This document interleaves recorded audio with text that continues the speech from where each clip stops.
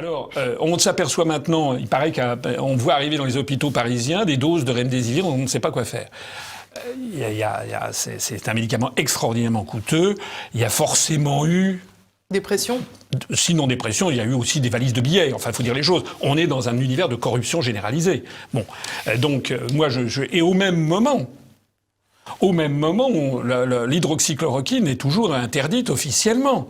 Alors que l'interdiction a été prise par M. Véran 2 jours après la parution de l'étude du Lancet, qui était une étude qui n'est pas... J'ai vu dans la presse qu'on parle d'une étude controversée. Elle n'est pas du tout controversée.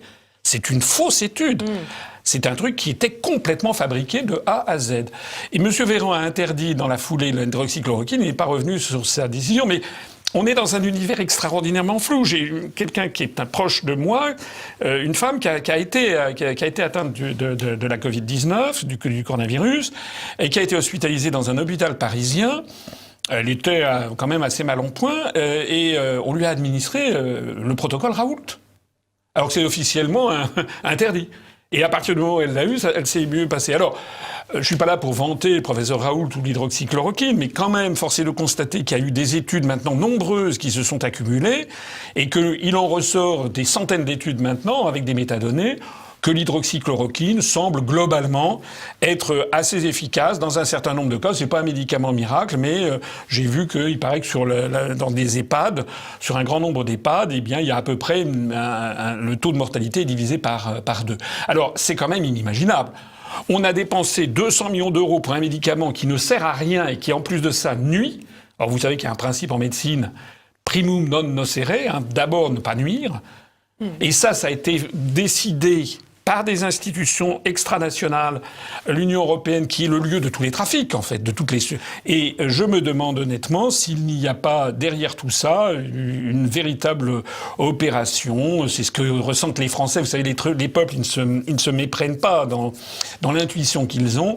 Il y a quand même une opération de nature, manipulation de l'opinion publique. Donc c'est évident que si on avait laissé la première vague passer, on aurait eu, je pense, autour de 200-230 000 morts, et on n'aurait pas eu les 30 000 morts qu'on a eu. Alors, je voulais en parler un peu plus tard, mais vous avez vivement attaqué. Oui, et le docteur, bien sûr. Désolé, j'étais un peu long, donc on va le toucher. Vous posez des arguments d'autorité, en fait, sur l'épidémiologie, en disant, voilà, il n'y a pas une personne qui devrait pas penser comme vous. En fait, il y a pas mal de personnes qui pensent pas comme vous.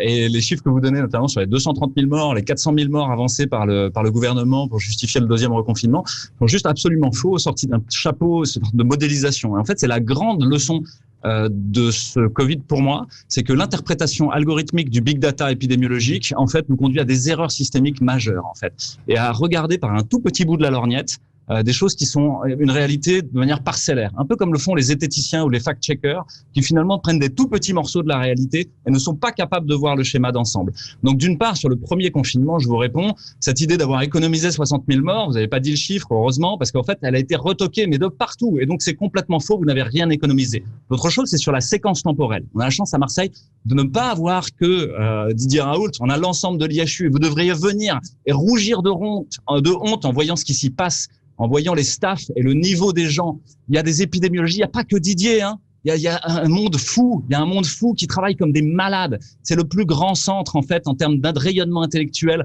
en Europe actuellement. Et juste, venez voir le nombre de séquenceurs qui séquencent des génomes toute la journée, le nombre de c'est un argument d'autorité aussi, hein, etc. C'est juste absolument incroyable. Et que vous ayez un problème d'ego ou un problème de jalousie, ou que plein de gens aient des problèmes à la SPILF de jalousie vis-à-vis de ça. Je sais pas, j'ai un ego comme tout le monde. Mais ça devrait vous devriez vous sortir de ça et regarder la réalité de ce qui s'est publié, etc. Donc après, on a la chance d'avoir les marins-pompiers, l'équipe Comet, qui travaille sur les eaux usées et qui ont permis de regarder comment se passaient les clusters et d'avoir une idée bien avant les autres de quand est-ce que les clusters commencent, quand est-ce qu'ils se terminent. Et en fait, c'est la réalité dans une épidémie, c'est que ça commence dans les eaux usées et dans l'eau. Et ça devrait nous faire réfléchir en fait sur les modalités de transmission et sur les modalités de prévention qu'on a choisies. Donc ça commence dans l'eau, c'est la première chose. Et ensuite, il y avait le nombre de demandes de tests qui augmente, puis le nombre de cas positifs, de tests positifs à SARS-CoV-2 qui augmente, puis les hospitalisations, puis les réanimations, puis les décès. Et dans l'ordre inverse, à la diminution. Et ben vous savez quoi ? Comet a découvert qu'en fait, 15 jours avant le confinement, déjà ça commençait à baisser. Et c'est pareil à Paris, ça a été sorti il y a 2 jours, tous les arrondissements parisiens commençaient à baisser. Donc là, vendre la sauce du confinement au motif que ça aurait été ça qui aurait stoppé l'épidémie, c'est faux. Ça n'a rien arrêté du tout et vous n'avez aucune idée de ce qui serait passé sans confinement. Si vous en avez, des pays n'ont pas confiné. Ah, chance! Et des pays ont confiné pendant 6 ou 7 mois. Et c'est rien que ces comparaisons-là sur les l'Argentine et de la Suède, Louis Fouché, pour les auditeurs. Voilà. Doivent vous dire, le confinement est une mesure absurde, idiote, qui n'a jamais été faite dans l'histoire. Et rien que ça devrait vous faire réfléchir pourquoi les humains avant n'y avaient pas pensé, parce que c'était une connerie. Oui, parce que Martin Blachier, c'est vrai, quand on pense pas comme vous, est-ce qu'on est forcément un charlatan? C'est ça qu'on a envie de vous demander. Non, mais pas du tout. Mais moi, il y a des gens qui a parfois le sentiment de penser ça. Vous savez, moi, je regarde tout ce que tout le monde dit. Donc voilà.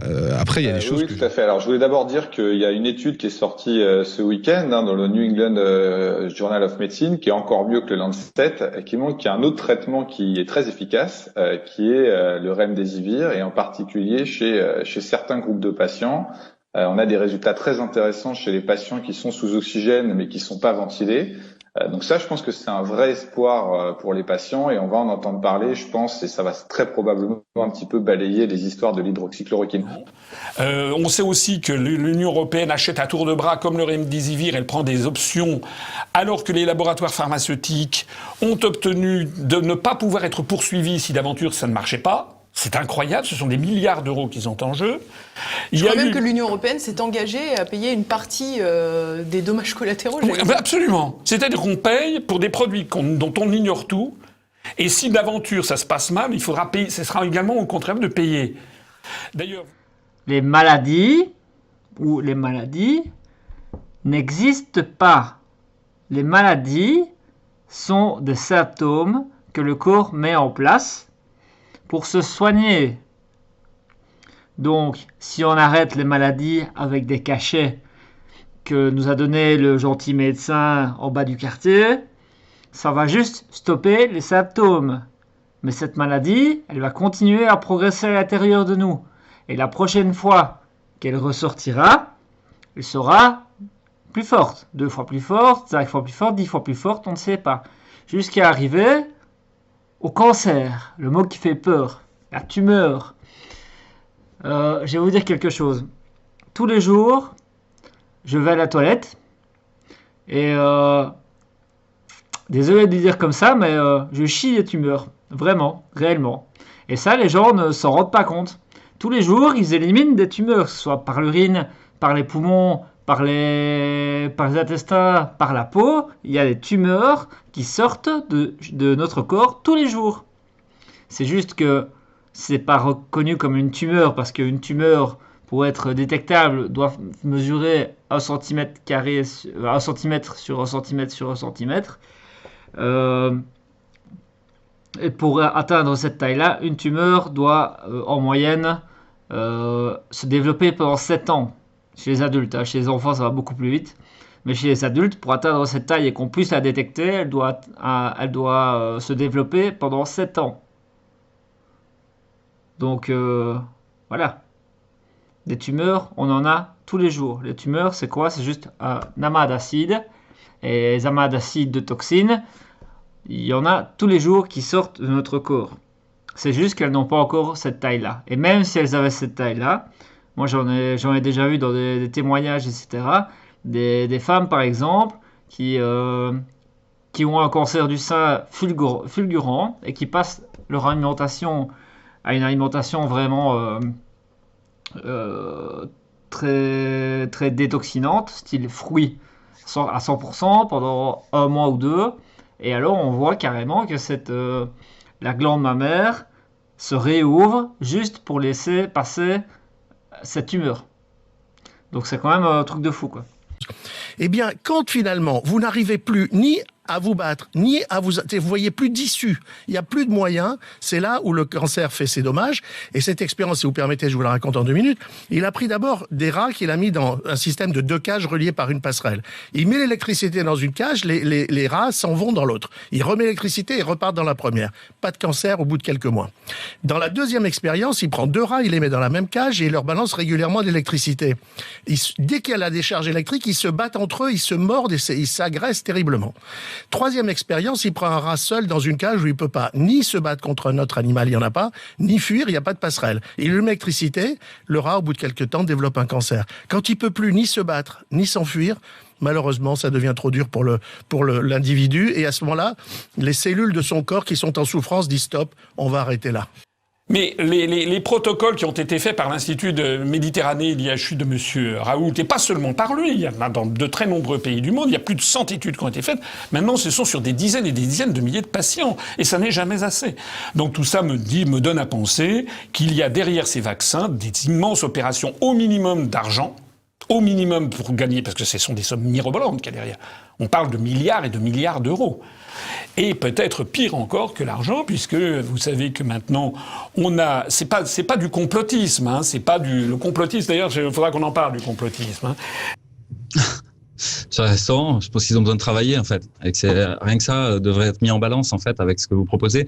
Le nez collé sur l'épidémie, le nez collé à vouloir diminuer le R0, le nez collé à vouloir diminuer la tension sur la réanimation. En fait, vous oubliez la vie. Vous êtes dans un monde qui est protégé de tout, où le curseur de la sécurité est maximal, quitte à être dans une tyrannie, quitte à détruire l'économie. En fait, je pense qu'il y a une juste tension entre la sécurité et puis la liberté. On est en train de passer ce curseur de manière beaucoup trop importante. Mais Louis Fouché, moi je suis entièrement d'accord avec vous quand vous dites ça, et je trouve que ça c'est un débat extrêmement intelligent, et vous avez raison de l'apporter dans la sphère publique. Moi je me suis pas fait que des amis quand j'ai eu pas loin de ce genre de discours, mais c'est dommage finalement de salir votre beau discours, je trouve, avec des trucs bidons comme les trucs de Toussaint ou les trucs de Raoult. Parce que vous, ce que vous apportez, c'est intéressant. De dire qu'il faut faire du bénéfice-risque et qu'on est dans une société qui est prête à... Moi, je me suis pas fait des amis, parce que j'ai dit qu'on sacrifiait ma génération pour sauver la génération des gens qui avaient 80 ans. Donc ça, c'est une réalité et c'est un débat qu'on peut avoir. Et d'ailleurs, il y a plein d'hommes politiques qui sont venus me voir et qui m'ont dit « Vous avez entièrement raison de lancer ce débat-là. » Et Louis Fouché, vous reprenez... Et ça, vous avez entièrement raison. Mais c'est pas la peine, pour appuyer cette intuition que vous avez qui est extrêmement juste, d'aller chercher les trucs bidons de Toussaint, qui est le seul au monde à dire que en gros le confinement a eu aucun impact sur la mortalité, en faisant une analyse à composantes multiples là, qui n'a aucun... Enfin voilà, il est pas bon quoi, je suis désolé, il parle de ce qu'il connaît pas, donc c'est dommage que vous salissiez votre discours avec des trucs comme ça. Alors moi, je parle ni de salir, ni d'être bidon, ni de tous ces mots-là. En fait, tout ça, c'est comme les mots étiquettes, c'est comme rassuriste. En fait, j'ai lu un livre il y a très longtemps qui s'appelle Les mots sont des fenêtres ou bien ce sont des murs de Marshall Rosenberg, qui est un des pères de la communication non violente. Et en fait, chaque fois que vous décidez qu'un mot est un mur, vous venez écraser votre pensée. La réalité, c'est que il n'y a pas que Toussaint qui parle comme ça. Les analyses en composantes principales sont une des façons de faire, en fait, dans ce genre de choses-là, où on cherche de manière multivariée à savoir qu'est-ce qui influence quoi et dans quelle mesure ça influence quoi. Donc voilà, que la méthode utilisée... Par contre, si vous devenez dogmatique sur la méthode, là, ça pose problème, en fait. Comme les gens qui sont dogmatiques, en fait, sur le vaccin, comme les gens qui sont dogmatiques sur la Vierge Marie. La Vierge Marie est vierge? Bah non, elle a eu un enfant. Si, elle est vierge. Bah non. Ah, et au bûcher, vous pensez pas comme tout le monde. D'accord. Les vaccins, ça marche toujours.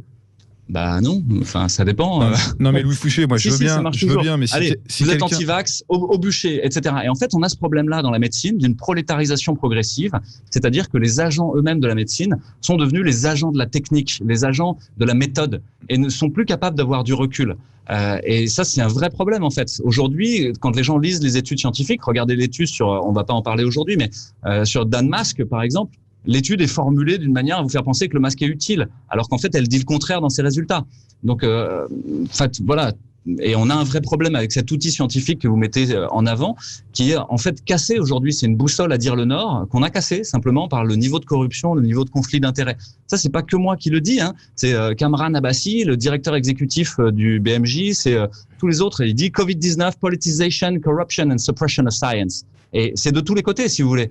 Donc vous pouvez le mettre sur le dos de Didier Raoult et de l'IHU. Moi, je pense pas. Je connais le type qui fait la méta-analyse en temps réel sur l'hydroxychloroquine. C'est un type, je vous assure, rencontrez-le. Vous verrez, j'ai jamais vu un scientifique comme ça, quelqu'un qui a peur parfois que la virgule soit pas mise au bon endroit, etc., qui est d'une rigueur en fait dans ce qu'il regarde, dans ce qu'il lit. Et donc lui, il a fait le taf, il a fait le boulot d'aller lire jusqu'au bout toutes les études sur l'hydroxychloroquine, les appendices, les préprints, la différence entre les préprints et la publication finale, les conflits d'intérêts des structures au-dessus qui hébergeaient et pas seulement qui hébergeaient la recherche et pas seulement ça. Pour réussir à conclure qu'à la fin, c'est utile. Eh bien justement, on va en parler de ces conflits d'intérêts. Le complotisme, en fait, c'est le nouveau nom qu'on donne à l'esprit critique. Moi, quand j'étais jeune, quand j'étais écolier, puis étudiant, on nous enseignait dans les cours de philosophie, etc., d'exercer, c'est le principe cartésien, de remettre en cause ce que l'on nous disait à l'exercice de notre raison. C'est fondamental dans la démocratie, c'est exercer son esprit critique, ne rien prendre pour assurer, c'est au début comment dirais-je, du discours de la méthode de Descartes, justement, de rien prendre comme assurer, exercer sa raison. Bon, maintenant, dès que vous voulez exercer votre raison, on vous traite de complotiste. Moi, ce que je vois, c'est que dans ces vaccins, on voit apparaître, si vous suivez bien l'actualité maintenant, des ingénieurs américains ont mis au point des vaccins avec à l'intérieur des nanoparticules et qui rendent le vaccin fluorescent si vous approchez un appareil. C'est-à-dire que vous allez pouvoir maintenant voir si quelqu'un est vacciné ou pas. Parce qu'avant, il y a des gens qui se disaient, bon, je vais signer un faux papier comme quoi j'ai été vacciné, mais je vais pas me tenir comme vacciné. Non, on est dans une société de plus en plus intrusive et qui oblige petit à petit à accepter que l'on mette dans votre corps des choses dont on ignore tout. Parce que dans ces nanoparticules, il peut aussi y avoir des informations. Et ça n'est pas du fantasme. Allez vous renseigner, que tout le monde aille regarder il y a des sources, mais tout à fait sérieuses, sur le fait qu'il y a maintenant des vaccins avec à l'intérieur, on peut faire des nanoparticules qui contiennent des informations, notamment, par exemple, votre carnet de santé, etc. Alors ça, c'est ce qu'on vous dit. Vous savez déjà, quoi qu'il en soit, qu'il y avait des nanoparticules de métaux lourds, notamment. Voilà. Alors, les gens peuvent dire, oui, mais c'est bien parce que ça va. Voilà. Les gens vont dire, oui, mais comme ça, vous pourrez savoir tout de suite le groupe sanguin. Oui, d'accord. Mais qui assure que ce sera les seules informations qu'il y aura dedans? Voilà. Et là, on est face au puçage des êtres humains. Et je rappelle que, pour ce qui nous concerne, moi, dès 2011, dans le programme présidentiel que j'avais présenté en 2011, pour l'élection de 2012, à laquelle je n'ai pas pu participer parce que j'avais pas eu les parrainages, mais je l'ai remis en 2017, dans notre programme, il y a le fait que la France devrait saisir l'Organisation des Nations Unies pour interdire au niveau planétaire le puçage des êtres humains. Parce que... Et pour vous dire que il manque cette vision de autre chose que la peur. Parce que ça fait un moment qu'on est dans la peur. C'est la fin du monde et tout le monde le sait. Mais c'est depuis toujours que c'est la fin du monde. C'est pas nouveau. Ce qu'on appelle les protensions collectives négatives chez Stigler. Mais c'est parce qu'en face, il y a toujours normalement des protensions collectives positives. C'est-à-dire un projet de société, un projet de vie, un projet de collectif. Ça pouvait être le catholicisme, ça pouvait être la République, ça pouvait être des choses qui se tiennent en termes de valeurs, quoi. Aujourd'hui, il y a plus de projet à part d'autres projets. Voilà, et ce projet-là, il tient pas. C'est celui que les multinationales, en gros, prennent le pouvoir sur vous, vous volent votre liberté de manière interstitielle, rentrent à l'intérieur de vous pour prendre toute l'essence de votre vie, quoi. Parce que là, on est au bord du transhumanisme. On est face à un basculement de civilisation qui peut aboutir à quelque chose d'absolument démoniaque.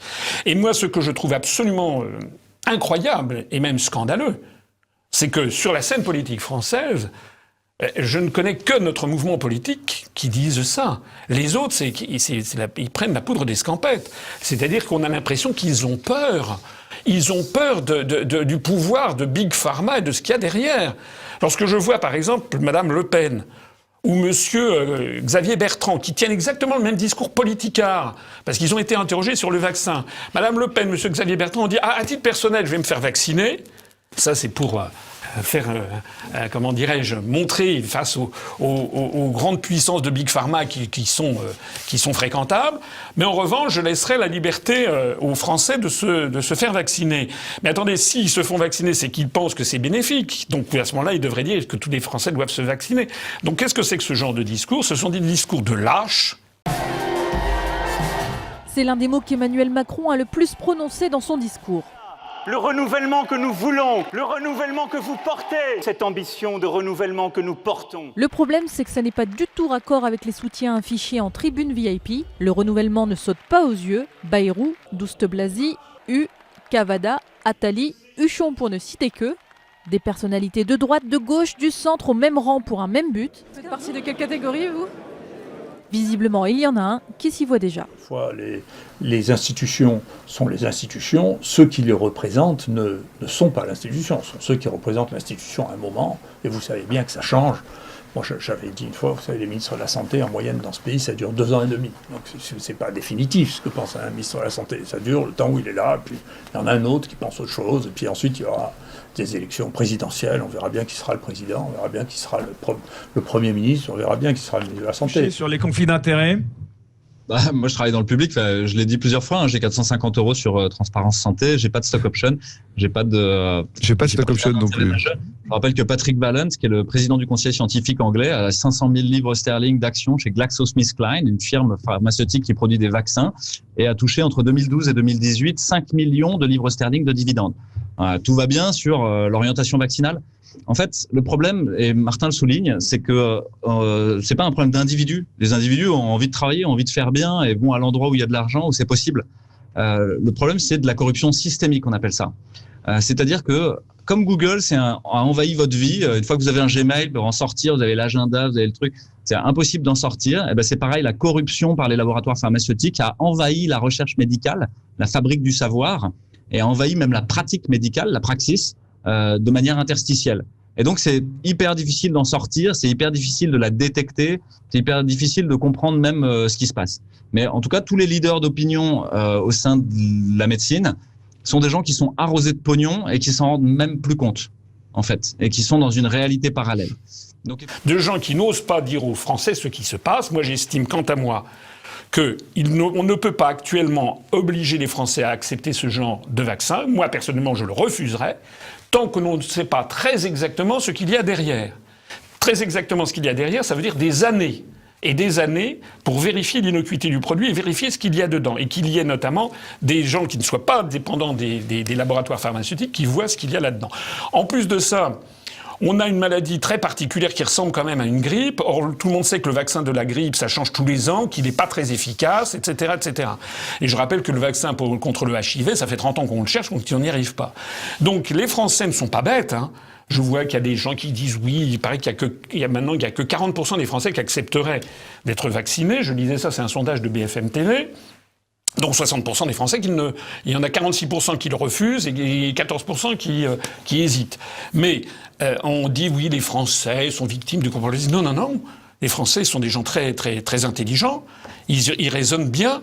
Moi, je n'ai rien contre le BCG. Ce sont des vaccins très anciens qui ont effectivement éradiqué la tuberculose, la variole. Ça, je suis pour. Et moi, sur une affaire comme celle des vaccins contre cette Covid-19, j'estime que ça n'est absolument pas raisonnable de se lancer dans cette ça. Tout est beaucoup trop prématuré. Et on ne peut pas s'empêcher de penser qu'il y a derrière des intérêts financiers géants, pour ne pas dire autre chose, des intérêts politiques derrière. Vous êtes d'accord au moins sur ce point-là? Vous êtes contre la vaccination? Je suis absolument opposé à l'idée d'obligation vaccinale et l'espèce de concaténation extrêmement nauséabonde qui a été faite par Christophe Barbier ou Jadot, d'une espèce de crédit social à la vaccination. Enfin, est-ce que c'est cette société-là dont on veut, quoi, hein? On veut être comme en Chine? Moi, non, hein, c'est sûr et certain. Donc voilà, je rappelle la loi du 4 mars 2002 qui a été renforcée le 22 avril 2005 sur le droit des malades de refuser un traitement, en fait, y compris préventif, y compris au risque de sa vie. Je pense que c'est ce qui nous a prémunis des Mengele et des gens comme ça. Ça vient des procès de Nuremberg et ensuite d'essayer de... Voilà, vous allez dire point Godwin, Martin. Mais Léonce Schwartz, un petit chef d'entreprise à la tête d'un commerce de dentelle dont vous pensiez qu'il avait échappé à la déportation en fuyant du camp de Drancy avec la complicité héroïque de votre grand-mère. Mais au fil de vos recherches, vous découvrez une autre vérité et vous levez le voile sur un chapitre méconnu de la Seconde Guerre mondiale. Il a été victime de la rafle des notables. J'ignorais l'existence de cette rafle des notables. Moi aussi, Anne-Elisabeth. En fait, c'est la réalité de la médecine, hein. C'est qu'elle a un biopouvoir, c'est ce que dit Foucault, c'est que petit à petit, vous pouvez prendre le pouvoir sur les gens. Et donc, moi, je voudrais conclure là-dessus. Tu dis que c'est très bien d'avoir l'industrie, ça permet d'avancer, mais c'est pas vrai, ça bloque des choses, ça fait ce qu'on appelle des blocages socio-systémiques, où moi je cherche sur le low-tech en réa, par exemple, et ben je trouve pas un rond. Et pourtant, je fais des pirouettes intellectuelles qui sont meilleures en termes de résultats que des trucs avec des applis, etc. Ce week-end, 55 gamers, comprendre joueurs de jeux vidéo, ont rapporté 3,5 millions d'euros à l'Institut Pasteur lors d'une compétition caritative, un record mondial. Réunis à Montpellier pour la 4e édition de The Event, un rassemblement de gamers à but caritatif, ces amateurs de Fortnite, Call of Duty ou encore Minecraft, ce sont le nom de jeux vidéo, ont fait exploser les compteurs durant leur affrontement qui aura duré 2 jours et 3 nuits. Ce recueil de dons a été salué par Emmanuel Macron lui-même. Le chef de l'État s'est fendu d'un tweet dans lequel il félicite les joueurs. Vous êtes inspirants et vous nous démontrez que tout est possible pour soutenir une cause pour laquelle on croit. Bravo, a écrit Emmanuel Macron sur Twitter. Parce que c'est très important de voir que dans l'histoire de l'humanité, les hommes ont oscillé entre des conceptions opposées. Et que pour arriver à en donner la preuve, il faut l'outil. L'outil, c'est d'abord, certes, le microscope, hein, mais c'est aussi le fait de montrer que des organismes puissent rentrer dans un autre organisme et causer une maladie. Et donc c'est Pasteur, c'est l'ère pasteurienne. Donc c'est le milieu du 19e siècle. C'est pas ancien, c'est récent. Les maladies n'existent pas. Alors arrêtez d'y croire. Arrêtez d'y croire et combattez-les avec les armes naturelles qu'on nous a données. Et pas avec la symptomatologie qui va couper la maladie pour qu'elle puisse revenir encore plus forte. Non, ça sert à rien. Et ce discours-là, je l'avais déjà avant, légèrement on va dire, mais là j'ai carrément fait le test moi-même. J'ai vu que ça marchait, et donc là j'ai vraiment envie de partager ça. 450 €, vous pouvez annoncer, vous, combien vous avez des laboratoires ?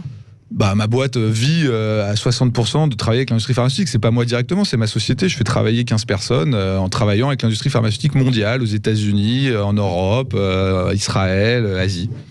Et bien en tout cas, dans la rue, qui touche évidemment tout le monde, puisque la retraite c'est universel, et aussi bien les enseignants que les hospitaliers, que le privé aussi, que les cheminots. Voilà, il y a un moment ça passe plus. J'ai l'impression, hein, enfin moi je suis beaucoup au contact de la rue. Discuter par exemple avec mon primeur ce week-end au marché, il me dit mais le temps presse à Paris, je parie sur la capitale pour faire péter les portes des petits pédeux qui paradent à Bercy. La frime nous enfume avec la finesse du fort fascinant fion de la France sans fond qui faiblit quand on est en face. Ridicule petit micro-maçon, en mission pour leur moisson. Pas de saison pour semer les graines de la division. Le son de la démission, le son de la provocation. Un son qui doit nous servir à tous de leçon. Tu as pris le pouvoir bien avant l'élection, les médias étaient tous de ton côté. On le sait, tu le sais que tu nous as trompé, le Gaulois réfractaire n'a pas nié. Tu nous as réservé un cadeau de Noël sans nous dire que ça venait tout droit de Bruxelles. Tu nous as mutilé, trahi, menti, volé, tu as perdu toute ta légitimité. Une fausse opposition qui s'oppose sans jamais engager la moindre destitution. Un pays complètement meurtri, je ne sais plus où aller. Alors c'est maintenant ou jamais. Maintenant ou jamais.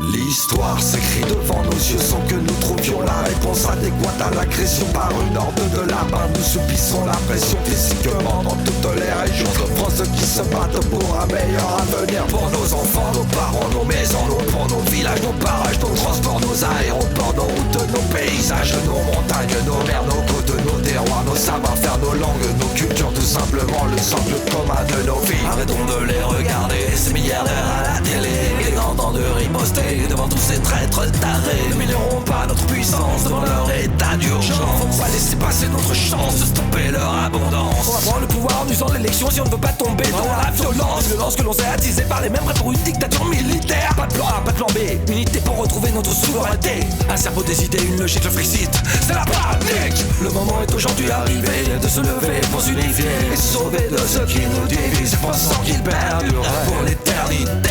Usant de guerre, c'est de méfaits, non pour nous